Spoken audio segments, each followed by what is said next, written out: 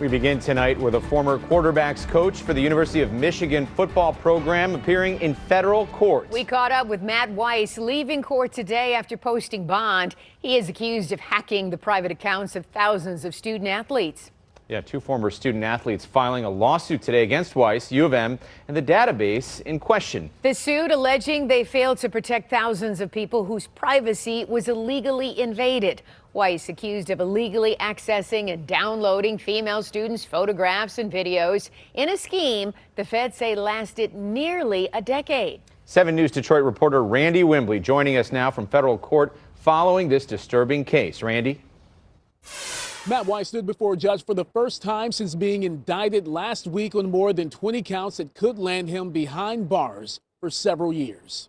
Do you have anything to say? Matt Weiss remained mum while leaving federal court Monday. The former U of M football offensive coordinator is accused of illegally gaining access to thousands of female students' social media and cloud storage accounts and downloading personal, intimate pictures and videos that prosecutors say were never intended to be shared beyond their intimate partners. U of M placed Weiss on administrative leave in January of 2023 after university police started its investigation. He was fired 2 weeks later.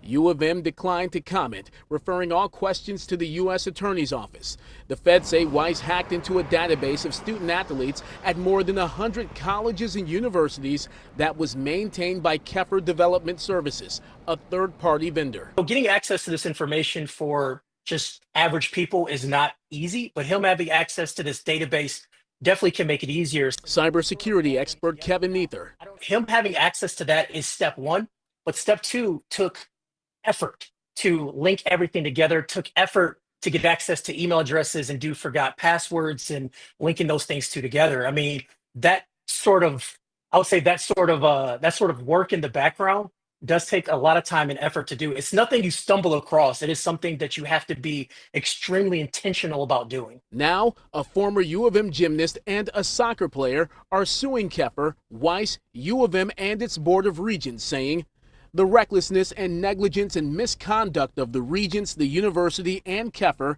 enabled Weiss to target female college athletes to obtain their private and sensitive information without authorization. U of M says it has not been served in that civil lawsuit and cannot comment on pending litigation.